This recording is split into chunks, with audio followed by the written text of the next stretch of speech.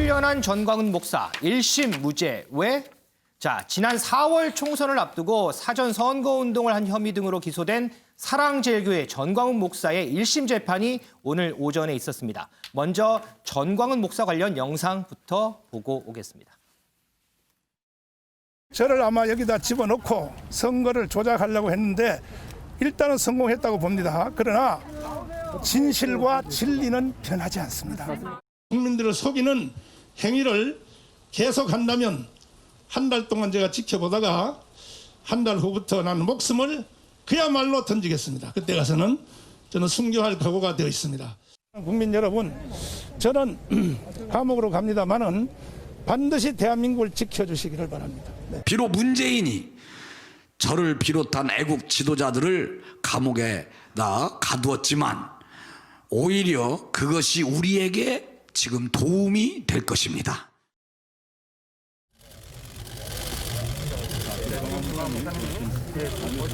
대한민국이 이겼습니다.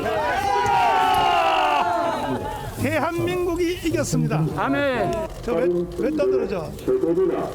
이제 앞으로 저는 토요일 1,000만 명 아니라 5천만 명이 동시에 참여하는 유튜브 국민대회를 계속 진행을 하여 공식적인 기자회견은 내가 내일 아침 11시에 저희 교회 마당에서 다시 하도록 하겠습니다. 네, 감사합니다.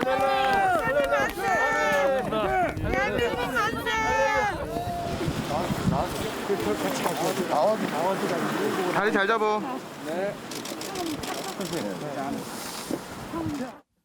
네, 지금 영상 보신 것처럼 전광훈 목사 무죄 선고를 받고 석방이 됐습니다. 윤지영 기자. 네. 무죄 판결 근거는 뭐예요? 네, 먼저 혐의를 알려드리면 이 전광훈 목사는 지난 4월 총선 전에 기도회에서 자유우파 정당을 지지해달라고 해서 이게 사전 선거운동이다. 그래서 윤지영 기자 잠깐만요. 지금 법무부 장관 후보자의 박범계 의원이 내정됐다는 속보가 들어와 있습니다. 오늘 문재인 대통령이 두세 부처 개각을 할 것이다 이런 얘기가 좀 있었는데 지금 개각이 단행된 것 같습니다. 환경부 장관 후보자에는 민주당 한정혜 의원이 내정이 됐습니다. 그리고 국가보훈처장에는 황기철 전 해군 참모총장이 내정됐다 이런 소식이 들어와 있습니다. 추미애 장관을 대신해서 사의를 내 사의 표명한 추미애 장관을 대신해서 민주당 박범계 의원이 차기 법무부 장관 후보자로 내정됐다 이런 소식이 들어와 있습니다. 관련 내용은 잠시 후에 자세하게 좀 전해드리겠고요. 자, 먼저 좀 알아보죠.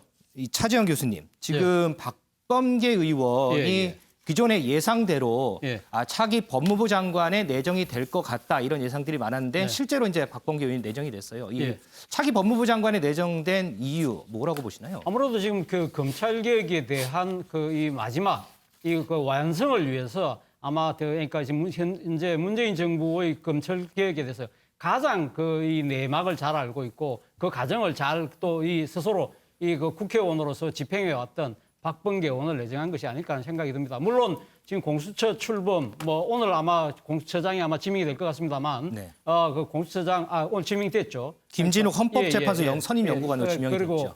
그리고 지금 또 윤석열 총장에 대한 징계는 지금 일단 법원에서 일단 제동이 걸리긴 했습니다만, 어차피 지금 징계 지금 본안 소송은 그대로 남아 있는 상황이고 하기 때문에 그리고 더 나아가서는 지금 검찰 개혁 자체가 윤석열 총장이라는 그 사람보다 더 넘어서는 지금 제도적 개혁 차원에서 예를 들면 지금 검찰이 갖고 있는 수사권을 완전히 박탈하는 그런 쪽으로 지금 정부 여당이 생각을 하고 있다고 한다면 그런 부분들에서 가장 잘 알고 있는 사람을 이미 아마 박범계 의원이라고 생각을 했던 것 같아요. 그리고 또 문재인 대통령 입장에서도 지금 이 정권이 얼만큼 남지 않았지 않습니까? 그렇다고 한다면 이 상황에서 국정기조를 바꾸지 않겠다는 메시지도 분명히 하고 그리고 끝까지 흔들리지 않겠다는 그런 정치적 메시지를 지금 내외에 던진 것이 아닐까 생각이 듭니다. 자, 그러면 이 청와대 개각 관련 브리핑 먼저 듣고 오겠습니다. 문재인 대통령은 오늘 3개 부처의 장관급 인사를 단행했습니다. 법무부 장관 후보자에는 박범계 국회의원, 환경부 장관 후보자에는 한정혜 국회의원, 국가보훈처장에는 황기철 전 해군 참모총장을 내정했습니다. 박범계 법무부 장관 후보자는 판사 출신 3선 국회의원으로 제20대 사법개혁특별위원회 간사, 민주당 생활적폐 청산위원장 등으로 활동하면서 우리 사회 각종 부조리 해결과 민주주의 발전에 기여해왔습니다. 법원과 정부, 국회 등에서 활동하며 쌓은 식견, 법률적 전문성, 강한 의지력과 개혁 마인드를 바탕으로 검찰 법무개혁을 완결하고 인권과 민생 중심의 공정한 사회 구현을 실현시켜 나갈 것으로 기대합니다. 한정혜 환경부 장관 후보자는 노동운동가 출신의 3선 국회의원으로 더불어민주당 정책위 의장으로 활동하는 등 정책에 대한 통합적인 시각과 균형 잡힌 조정 능력을 갖췄습니다.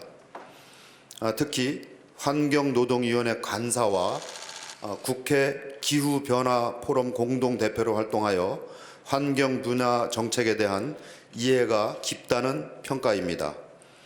탁월한 전문성과 업무 추진력을 바탕으로 당면 현안인 기후 위기에 대응한 2050 장기 저탄소 발전 전략을 역점적으로 추진하고 통합 물관리 체계 구축, 미세먼지 저감, 폐기물의 효율적 처리와 재활용 같은 중요한 환경 정책 과제 이행에 가시적 성과를 이루어낼 것으로 기대합니다. 신임 황기철 국가보훈처장은 해군 참모총장 출신으로 해군 제2함대 사령관, 해군 작전사령관 등 작전 분야의 핵심 지휘를 두루 거쳤습니다.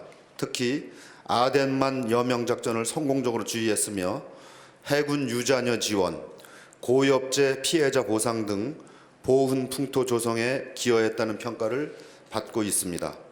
그동안 보여준 뛰어난 리더십과 보훈 정책에 대한 이해, 군인으로서의 투철한 사명감과 강한 추진력을 바탕으로 국가를 위한 희생과 헌신에 대한 합당하고 책임 있는 지원, 독립, 호국, 민주 3대 영역 간의 균형을 통한 국민 통합 기여 등의 보훈 혁신 과제를 차질 없이 마무리할 것으로 기대합니다.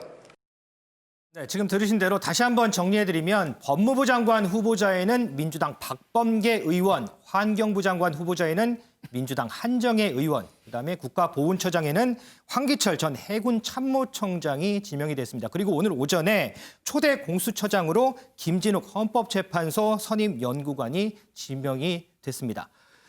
윤영걸 대표님, 지금 추미애 장관이 사의 표명을 했기 때문에 이제 그 법무부 장관이 바뀐다는 거는 기정사실화됐어요. 그런데 오늘 보니까 3개 부처 개각이 이루어졌단 말이죠. 일각에서는 이렇게 다른 부처까지 함께 개각을 한 걸 보면 이게 추미애 장관에 대한 경질의 뜻을 피하기 위해서 그런 거 아니냐, 뭐 이런 해석도 나오는데 어떻게 보시나요? 저는 뭐 그게 상당히 크지 않느냐. 환경부 장관하고 보훈처 장관까지 포함해서 3명을 한 거. 내년에 또 개각 요인이 있거든요. 네. 중기벤처부 장관 박영선 서울시장 출마라든지 여러 내년에 또 할 가능성이 있어요. 청와대 비서실장이라든지 정무 뭐 수석도 좀 바뀔 가능성이 있어서 네. 저는 이번에 3명 같이 한 거는 추미애 장관 단독 그 법원에서 제동이 걸린 거 그 검경 마찰에 대한 그 검찰과 그 법무부의 마찰에 대한 그 경질성 인사다 이런 비판을 좀 우려를 좀 피하기 위한 거 아니냐 뭐 이런 생각이 들어요. 네. 그 이유는 첫 번째는 이제 추미애 장관이 좀 거칠게는 했지만 결국 문재인 대통령의 뜻을 내심을 파악하고 그 검찰 개혁이라는 거를 이유로 해서 윤석열 찍어내기를 한 거 아니냐 그런 게 하나 있고 또 하나는 추미애 장관을 경질하지 말라는 또 국민청원도 한 40만 이상 되고 그 친문 지지층들의 또 결집 반발도 더 만만치 않거든요. 그런 사람에 대한 그 배려도 상당히 많이 작용했다. 뭐 이런 생각이 들어서 추미애 장관을 마지막 나가는 1년 동안 정말 시끄러웠어요. 예, 아들 병역 문제부터 뭐 검찰총장하고 여러 문제에 시끄러웠는데 그걸 대단원에 막을 내리면서도 예우를 좀 갖춰주는데 좀 모양을 많이 갖춰줬다. 그런 생각이 좀 듭니다. 후임을 박범계 장관을 임명한 것도 국회의원으로서 청문회 통과도 염두에 두고 네. 또 기존에 해왔던 거를 계속 좀 추진하겠다. 추미애 장관 해왔던 기조에는 변함이 없다. 이거 한 거 아니냐 뭐 이런 생각이 드는데 다만 이제 박범계 장관이 검찰 찍어내기라 검찰 개혁이 지금 거의 동일시돼서 국민들이 많이 인식을 하고 있거든요. 네. 그런 인식을 어떻게 바꾸느냐 뭐 이런 게 좀 과제 같고 또 이번에 인사를 다 안 하고 내년에 또 인사를 남겨뒀기 때문에 선거 전까지 계속 청문회를 해야 되거든요. 그렇죠. 내년 한 2월부터는 또 서울시장, 부산시장 또 보선 그 국면에 경선 국면이 또 들어가기 때문에 계속 어지러운 그 시끄러운 이런 국면이 계속되지 않을까 이런 부분은 좀 걱정되는 부분입니다.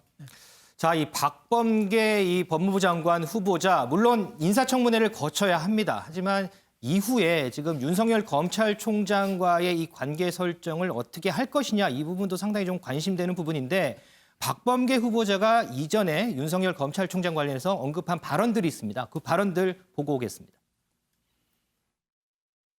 예, 23기 동기입니다. 성격은 아주 호방하죠. 술도 잘 드시고. 그렇지만 검사로서 제가 이렇게 멀리서 지켜본 내용으로는 굉장히 디테일에 강하다. 아주 집념이 있고요. 그리고 성향은 뭐 합리적 보수라고 할까?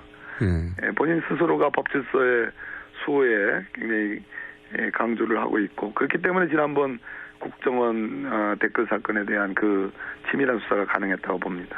뭐 검찰에 대한 사랑도 뛰어납니다. 윤석열 정의는 선택적 정의라고 생각합니다. 안타깝게도 윤석열이 갖고 있는 정의감, 의심을 낳게 되었습니다. 그것도 선택적 의심 아니십니까? 과거에는 안 그러셨지 않습니까? 과거에는 저에 대해서 안 그러셨지 않습니까? 차 교수님, 지금 영상 보셨는데 이 박범계 의원 입장이 좀 180도 바뀌었잖아요. 그렇습니다. 지금 앞으로 이제 어쨌든 내년 7월까지 윤석열 총장의 임기는 남아 있고 물론 본안 소송이 있긴 하지만 앞으로 이렇게 관계 설정 어떻게 좀 해나가야 될까요? 일단 뭐 박범계 의원 입장에서는 아마 장관으로 취임하게 되면 이 지금 그러니까 법무행정의 최고 책임자 그리고 지금 어떻게 보면 선출 권력이 지금 검찰권에 대해서 지금 할 수 있는 민주적 통제를 하는 그 최고의 또 지휘자 아니겠습니까? 그런 측면에서 아마 제 생각에 검찰 개혁이라는 그런 지금 진행되고 있는 여러 가지 그러한 이 선상에서 상당히 아마 장악력을 추미애 장관 못지않게 아마 강하게 갖고 갈 가능성이 높다. 당장 지금 우리가 주목되는 부분이 내년 1월 이 지금 검찰의 정기 인사인데 인사죠. 이 부분과 관련해서 사실 오늘 그 추미애 장관의 그러니까 지금 사표 수리를 좀 당긴 부분도 사실 1월 달에 나가는 것으로 지금 알려지고 있는 추미애 장관이 그 인사를 했을 경우에 거기에 대한 또 정치적 시비가 일어날 수밖에 없잖아요. 그렇죠. 그렇다고 하더라도 이 지금 검찰개혁이라는 이 문재인 정부가 추진해왔던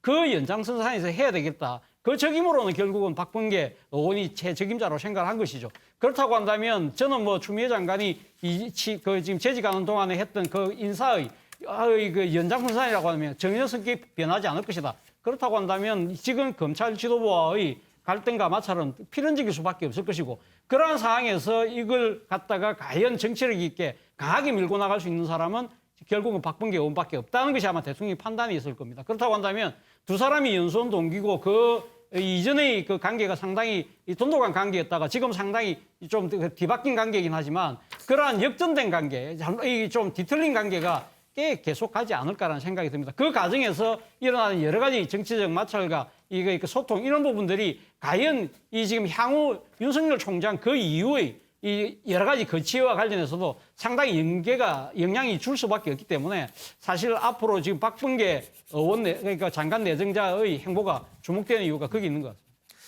윤지영 기자, 그러면은 추미애 장관 그러면 사의는 이제 사표는 수리가 된 건가요? 그러면? 네, 일단 사의는 수리가 됐다고 봐야 하고요. 이 지금 인사청문회가 남아있지 않습니까? 그렇죠. 그렇기 때문에 인사청문회가 끝날 때까지는 일단 추미애 장관이 장관직을 계속 수행을 하게 될 것으로 보입니다.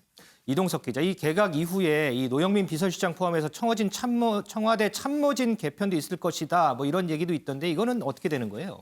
네, 부서 장관 교체를 시작으로 일단 청와대 비서실장, 노영민 청와대 비서실장 등 참모진 또한 일단 바뀔 가능성이 현재로선 높아 보입니다. 일단 후보자 검증을 마무리하기 전 노영민 실장 등 참모진은 사의 표명을 할 수 있다. 이런 보도도 지금 현재 잇따르고 있는데요. 네. 그만큼 참모진 교체가 폭이 어느 정도일지, 대거 교체에 나선다면 어떤 의미일지 좀 더 지켜봐야 할 것으로 보입니다. 윤 대표님, 문재인 대통령이 운명이라는 저서에서 마지막 비서실장은 맡고 싶지 않았다 이런 문구가 있더라고요. 지금 비서실장 인선을 한 데 있어서 지금 후보자를 찾기가 상당히 힘들다 뭐 이런 얘기도 있던데 마지막 비서실장 자리가 좀 힘든 자리인가요? 그렇잖아요. 첫 번 비서실장은 대선 후보 임종석 실장 같이 대선 후보에도 오르고 여러 가지 힘이 있는 실세 비서실장 소리도 듣잖아요. 영광의 자리인데 마지막 비서실장은 건물로 말하면 청소부 비슷한 거죠. 아니 굳은 일을 다 해야 되잖아요. 예? 나쁜 일 다 해야 되고 대통령 제일 중요한 게 대통령 레임덕을 막아야 되잖아요. 그렇죠. 그게 어디 쉽겠어요? 그리고 또 레임덕이 어떻게 해서 옵니까? 야당 공격 때문에 레임덕이 온 게 아니잖아요. 자기 내부에서 반발이 일어나서 대통령 영이 안 쓰는 게 레임덕이거든요. 네. 그거를 막아야 되는데 그게 쉬운 일이 아니죠. 그래서 문재인 대통령이 과거 비서실장 임명했을 때 첫 마디가 뭐였냐면은 우리는 하산은 없다 그랬어요. 비서실장 우리는 하산은 없다. 산 내려가는 게 없다. 그만큼 레임덕 막는 게 중요한 거죠. 그래서 지금 뭐 여러 사람 뭐 우영근이니 뭐 양정철이니 뭐 많이 나오긴 하는데 그거는 많더라고요. 대통령이 야당과의 관계를 중요시하는 사람을 얻을 것이냐. 마지막으로 내 복심, 내 뜻을 가장 잘 아는 사람, 양정철 같은 사람이죠. 그런 사람을 기용할 것인가. 여러 가지 마지막으로 고민이 많을 걸로 알고 있습니다. 차 교수님은 어떻게 보세요? 예, 박관용 그리고 문희상 두 사람의 공통점은 전직 국회의장이죠. 근데 그렇죠. 그 두 사람의 공통점은 또 하나 있어요. 그러니까 박관용 전 의장은 그 김영삼 정부의 초대 비서실장이었고요. 문희상 의장은 그러니까 노무현 정부의 초대 비서실장이었어요. 그렇죠. 그러니까 초대 비서실장을 하면 상당히 정치적으로 잘 풀리고 그 좌우가 이제 어떻게 보면 예약돼 있는 그러한 하나의 정치 인연을 볼 수 있다고 한다면 이 거꾸로 마지막 비서실장을 했던 박지원 그 김대중 정부의 마지막 비서실장은 그 끝나고 나서 어떻게 됐나요? 대북 송금 특검 때문에 옥고를 치렀단 말입니다. 그렇죠. 그리고 또 노무현 정부의 마지막 비서실장인 문재인 대통령은 사실 2009년 노무현 대통령의 그런 극단적 선택을 마지막 뒤처리 해야 되는 그런 상당히 비극적인 운명의 당사자였잖아요. 물론 박지원, 문재인 두 비서실장이 결국은 그 뒤로는 또 그걸 바탕으로 해서 다시 또 정치적인 역전을 이루긴 했습니다만 그렇죠. 이 사례가 보여주는 것 자체가 되고 대통령도 되고 그렇죠. 그런데 이 사례가 보여주는 것 자체가 상당히 마지막 비서실장의 자리가 그만큼 어렵다는 겁니다. 그리고 미래가 그렇게 밝지만은 않다. 불투명하다는 것이죠. 그렇기 때문에 사실 이 마지막 비서실장을 진짜 이게 누구에게 해달라고 말하기도 그렇고 또 이렇게 들여받기도 애매한 그러한 요직이 아닐까 하는 생각이 듭니다. 자, 과연 이 문재인 정부의 마지막 비서실장으로는 어떤 인물이 자리에 앉게 될지 그 부분도 좀 지켜봐야 될 것 같습니다. 자, 이런 가운데 추미애 장관이 어제 윤석열 총장과 관련해서 법원 판단을 받아들이기 힘들다 이런 입장을 밝혔습니다. 윤지영 기자, 네. 구체적으로 어떤 점을 지적을 한 거예요? 네, 윤석열 검찰총장에 대한 징계 집행정지 처분이 인용된 지 5일 만에 나온 입장이었는데요. 네. 앞서 법원은 이 징계위원회에 대해 윤 총장이 낸 징계위의 결정에 대해 윤 총장이 낸 기피 신청에 대한 의결 이것을 이 제적위원 3인만으로 했다. 그렇기 때문에 징계 의결과 기피 의결 이것이 의사 정족수에 미달한다라면서 이 집행정지 신청을 일부 받아들였습니다. 그런데 여기에 대해서 추미애 장관은 법원의 주장을 받아들이기 힘들다라면서 정면 반박에 나섰는데요. 네. 이 추미애 장관의 주장은 이 의사 정족수와 의결 정족수가 다르다는 겁니다. 이 기피 신청을 받은 사람은 의결에만 참여하지 못할 뿐 회의에 출석하면 의사 정족수에는 포함이 된다. 그렇기 때문에 기피 의결이 있었던 1차 징계위 이때의 의사 정족수는 5명으로 충족이 됐다라는 겁니다. 그러면서 소송 대리인의 의견서를 첨부를 하기도 했는데요. 여러분의 판단은 어떻냐라고 이 국민들에게 오히려 물어봤습니다. 이 해당 의견서의 내용을 보니까요. 이 기피 의결에 관한 법원의 이러한 해석 이것은 이론적으로는 가능하다고는 볼 수 있지만 가능한 해석의 하나일 뿐이다. 그렇기 때문에 대법원의 판단을 받아야 할 것으로 보인다라고 주장을 했습니다. 그런데 이제 항고하려면 이번 주까지 해야 되는데 항고 안 한다 그랬다면서요? 네, 그렇습니다. 바로 오늘 법무부 알림을 통해서 항고를 하지 않겠다는 내용을 전달을 해왔는데요. 그 이유는 이 즉시 시정을 요구하는 이 과정에서 국정의 혼란을 너무 초래할 우려가 있다. 그렇기 때문에 향후에 이 본 소송이 남아 있잖아요. 이 본 소송에서 이 관련 내용을 다투기 위해서 최선을 다하겠다라고 밝혔습니다. 그러면서 이 검찰총장에 대한 징계를 제청한 장관으로서 국민께 큰 혼란을 끼쳐서 매우 송구하게 생각한다라면서 사과 발언을 하기도 했습니다. 자, 그러면 이 추미애 장관 오늘 모습 먼저 영상 보고 오겠습니다.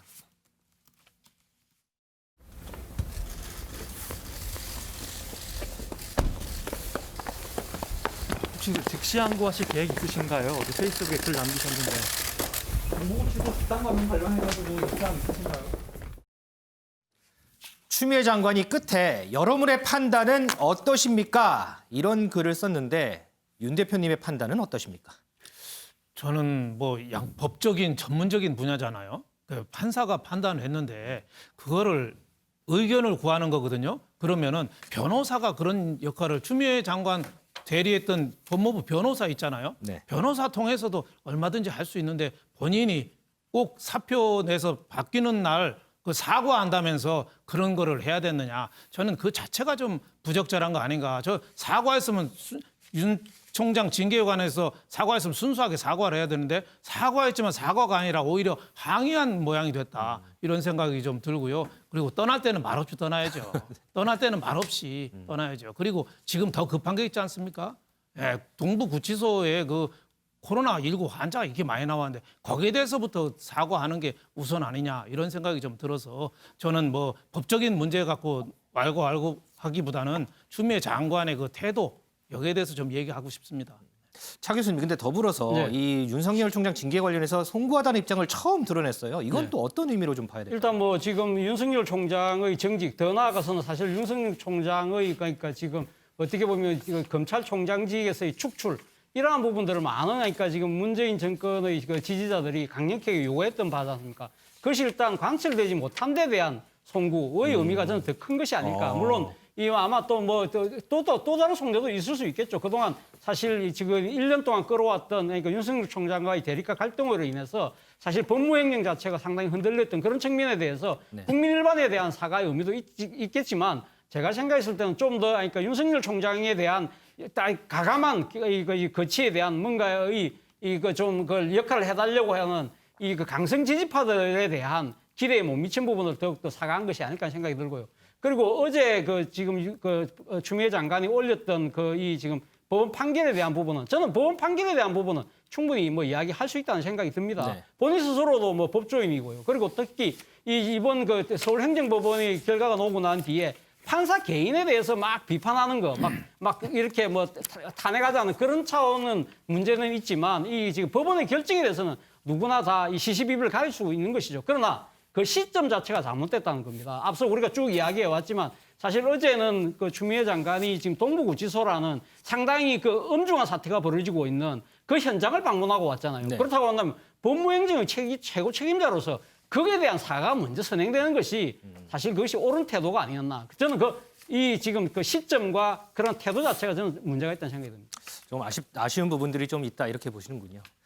자, 이 추미애 장관을 비판하면서 윤 총장을 감싸는 검사들의 사표를 받아달라 이런 청와대 청원이 지난 10월 30일에 올라왔습니다. 여기에 46만 명이 동의를 하면서 이제 답변을 해야 되는데 이상은 기자, 네. 답변은 나왔어요? 네, 그렇습니다. 이 검사들의 사표를 받으라고 종용한 청와대 국민청원에 대해서 청와대가 답변을 했습니다. 청와대는 어제 오후 커밍아웃 검사의 사표 수리가 불가능하다고 답변을 했는데요. 먼저 이 청원 내용은 앞서 말씀드린 대로 이 커밍아웃 검사의 사표를 받으라 이런 것을 종용하는 내용이었습니다. 이 검사들이 자성을 하기는커녕 오히려 정치인 총장을 위해서 커밍아웃을 했다. 해당 청원인은 이렇게 주장을 한 건데요. 그런데 이 검사는 검찰청법에 따라서 신분 보장을 받고 있습니다. 그렇다 보니까 이 청와대도 검사들이 단순히 의견 표명을 했다는 이유만으로 사표 수리를 하는 것은 불가능하다고 입장을 밝힌 건데 또 더군다나 이 청와대는 이렇게 이야기를 했습니다. 이 본 청원과 관련된 이슈로 접수가 된 검사의 사직서는 없다. 그래서 이 청원인께서 요청하신 사표 수리는 불가능하다 이렇게 전했습니다. 하지만 이게 끝이 아니라요. 이 정부는 본 국민청원에 나타난 이 국민들의 비판에 대해서 무겁게 받아들이고 있다면서 이 검사들도 이 공무원은 국민의 봉사자라는 헌법 정신을 유념을 해서 더욱더 자성을 해야 된다. 이런 입장을 밝히기도 했습니다.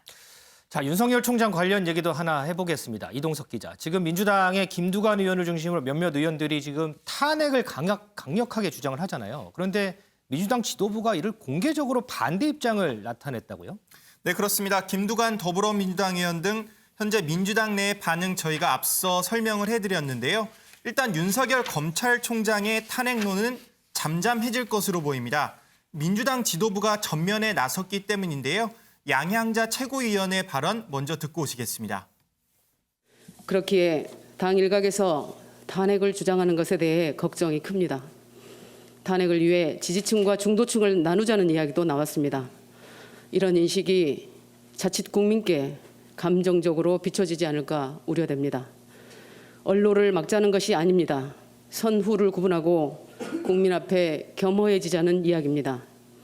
탄핵처럼 국민의 동의를 구해야 할 정도의 사안이라면 더욱더 조심해야 합니다.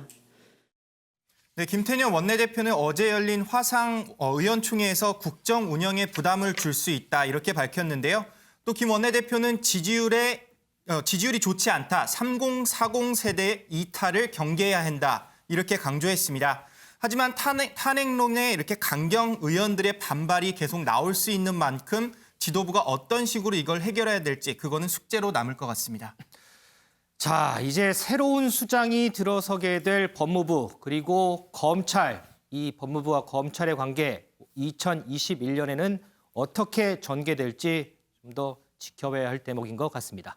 조금 전에 하던 전광훈 목사 얘기 좀 더 해보죠. 윤지용 기자. 네. 전광훈 목사 지금 이제 무죄 받았는데 법원이 무죄 판결을 한 근거는 뭐예요? 네, 먼저 아까 설명해드렸던 혐의 부분에 대해서 다시 얘기를 좀 해드리면 지난 4월 총선 전에 기도회에서 이 자유우파 정당을 지지해달라고 했는데 이것을 사전 선거운동, 그러니까 공직선거법 위반 혐의를 한개를 받고 있고요. 또 다른 것은 대통령을 간첩이다. 또 대통령이 대한민국의 공산화를 시도했다라고 발언을 한 부분, 이것과 관련해서 문 대통령에 대한 명예훼손 혐의를 받았는데요. 이 1심 재판부는 이 모두에 대해서 무죄를 선고했습니다.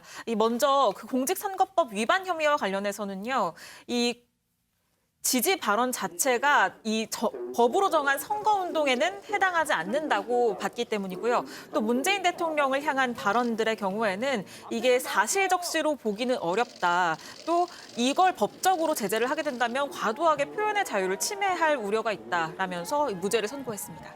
이상훈 기자, 조금 전에 이제 영상 보니까 지지자들도 좀 많이 왔던 것 같아요. 석방될 줄 알았나 보죠? 네, 말씀하신 것처럼 법원 앞에는 지지자들이 많이 모여 있었습니다. 주옥순 엄마부대 대표와 같은 지지자들 그리고 유튜버들이 많이 모여 있었는데요. 이 지지자들은 이 현장에서 축하합니다. 판사들이 살아있어요. 이런 응원의 메시지를 전달하기도 했습니다. 그리고 앞서 들으신 것처럼 전광훈 목사 역시 오늘 국민 여러분들이 기도를 해주셔서 이렇게 나오게 됐다면서 검사들이 무리하게 조사한 것에 대해서는 절대 좌시하지 않겠다. 이런 입장을 밝히기도 했습니다. 그리고 앞으로는 1,000만 명이 아니라 5천만 명이 참여하는 유튜브 대회를 계속하겠다. 이런 앞으로의 계획을 밝히기도 했습니다. 자, 전광훈 목사가요, 이 석방돼서 나오는 길에 검찰, 재판부 모두 비판을 했습니다. 관련 영상 마저 보고 오겠습니다. 제가 이번에 과정을 쭉 살펴보니까 경찰, 검찰, 그다음에 판사들 10% 정도는 아직도 살았습니다. 오늘 여러분들이 기도해 주셔서 이렇게 무혐의로 나오게 됐는데 검사님들도 무리하게 저를 계속 괴롭힌 것에 대해서 절대로 좌시하지 않겠습니다. 그러니까 전라도 판사 둘이를 딱 넣어가지고 나를 구속을 시켰는데 절대로 내가 좌시하지 않겠습니다. 정광훈 죽이고 윤석열 죽이면 다 될 줄 알지만 천만의 만만의 공덕입니다. 차 교수님 지금 들으니까 여전히 발언은 좀 센 것 같아요. 예, 1심 그렇습니다. 판결 뭐 어떻게 보셨어요? 일단 뭐 공직선거법 부분은 뭐 저도 나름대로 생각했을 때는 그러니까 지금 이런 말이 있지 않습니까? 그러니까 돈 못 묻고 입은 풀어라는 말처럼 사실 어떻게 보면 이 공직선거 운동하는 과정에 있어서 여러 표현의 자유를 상당히 넓게 지금 이렇게 해석하는 것이 아마 법원의 취지인 것 같아요. 그런데 현직 대통령에 대해서 이렇게 지금 강하게 이렇게 그러니까 이 지금 이념적 잣대로 이렇게 표현한 부분들은 과연 그러니까 지금 대통령 현직 국민들이 뽑은 현직 대통령을 간첩이라고 이러한 부분을 명예훼손을 한다? 아니다. 이런 부분은 저는 조금 이해가 잘 되지 않아요. 그런데 사실은 지금 1심에서는 무죄를 받았지만 앞으로 2심을 좀 지켜볼 필요가 있다. 왜 그러냐? 이 고영주 변호사라고 있잖아요. 옛날 그러니까 그 고영주 변호사가 과거 문재인 대통령이 야당 의원 시절 때 공산주의자라는 표현을 했어요. 그렇죠. 1심에서는 무죄를 받았는데 표현의 자유 같은 취지로 받았지만 2심에서는 유죄를 받았어요. 지난 8월 달이었는데요. 지금 물론 3심이 남아 있습니다만 2심 판결문을 잠깐만 보면 동족 산장과 이념 갈등을 겪어온 우리 사회에 비춰보면 공산주의자라는 표현은 다른 어떤 표현보다 문재인 대통령의 사회적 평가를 저하는 표현이다. 그래서 표현의 자유 범위 내에서 적법하게 이루어진 것이라고 보기는 어렵다는 판결이 2심 판결문이에요. 그렇다고 한다면 저는 1심은 일단 뭐 무죄를 받았다고 하더라도 2심, 3심까지 간다고 한다면 앞으로 결과는 좀 지켜볼 필요가 있지 않나 생각이 듭니다. 윤 대표님은 이 표현의 자유라는 관점에서 봤을 때 오늘 판결은 어떻게 보세요? 저는 뭐 표현의 자유를 좀 폭넓게 해석해서 뭐 대통령에 대해서 간첩이다, 공산당이다 좀 심하긴 하잖아요. 네. 그렇지만은 그걸 너무 획일적으로 규제할 건 아니다. 좀 여유를 좀 준 그런 판결 아닌가 뭐 이렇게 싶어요. 그래서 저는 정광훈 목사가 사법적인 판단은 앞으로 2심, 3심 가서 결론이 나니까 여기서 섣부르게 재단할 건 아닌데 저는 두 가지를 크게 잘못했다고 보는 거죠. 하나는 그 사랑제일교회에서 8월 12일 날 확진자가 났는데 8월 15일 날 광화문 집회에 가서 마스크도 제대로 안 쓰고 해서 그때 17일 날 본인이 확진이 됐어요. 그래서 코로나에 대한 책임이 많이 컸고 그리고 또 대통령에 대해서 간첩이다, 공산당이다 그리고 본인이 구속된 것도 전라도 판사가 했다. 지역 감정하고 빨갱이 논란 뭐 이런 거를 자꾸 부추기면서 우리 정치계가 지난번에 4.15 총선에서 미래통합당이 찐 게 황교안 대표가 정광훈 목사랑 광화문에서 손을 잡은 게 원인이 된 거 아니냐. 그래서 저는 표현의 자유는 뭐 차치하고 그래도 우리 정치 지형의 중도층들이 등을 돌리게 만든 그런 어떻게 보면은 좀 나쁜 영향은 좀 본인이 반성해야 되는 거 아닌가 이런 생각이 듭니다. 자, 이 표현의 자유라는 부분에 대해서는 뭐 항상 이게 판결이 나올 때마다 뭐 여러 의견이 좀 갈리는 것 같습니다. 앞으로 우리 위원님들께서 얘기하신 것처럼 2심 그리고 대법원까지 가게 되면 대법원까지 좀 더 판결 지켜봐야 될 것 같습니다.